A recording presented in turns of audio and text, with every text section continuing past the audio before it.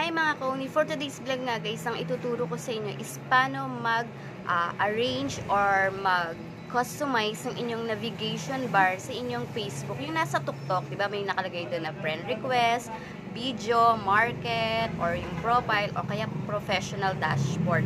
So pwede natin yan i-arrange at kung ano yung mga gusto nyong i-shortcut natin. Ituturo ko yan dito sa video na to. So panoorin nyo po. Hi mga kauni, for today's vlog nga guys, ang ituturo ko sa inyo is paano mag-arrange or mag-shortcut ng navigation bar sa inyong Facebook o yung nasa TikTok. Ayan guys, yung nasa TikTok, pwede natin yan i-shortcut or kung ano yung gusto nyong ilagay dyan, i-arrange natin. So ganyan, punta tayo sa settings. Ayan, pag nasa settings na kayo, hanapin yung navigation bar guys. Pag nakita nyo yan, makikita nyo yung customize navigation bar. Ayan, ito yung notification dots nyo. Ayan yung nasa tuktok nung inyong Facebook. So, pwede nyo yan i-arrange o pwede nyo tanggalin. Pwede kayo magdagdag dyan sa inyong navigation bar. So, i-customize natin yan. Pipili ka lang dito, guys. Tatlo lang yung kailangan natin piliin dyan para mapin dun sa taas. So, ikaw bahala kung ano yung gusto mong shortcut, yung gusto mong gawin. So, ganyan lang.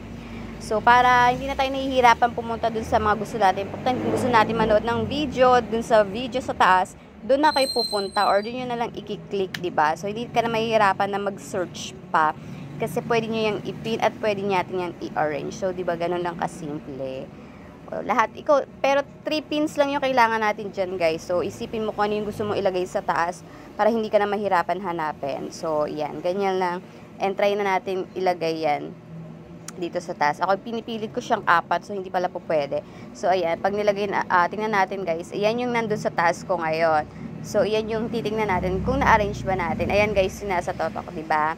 So ganyan lang guys, kung gusto nyong ilagay, kung ano yung gusto nyong ilagay na navigation bar dyan sa inyong Facebook.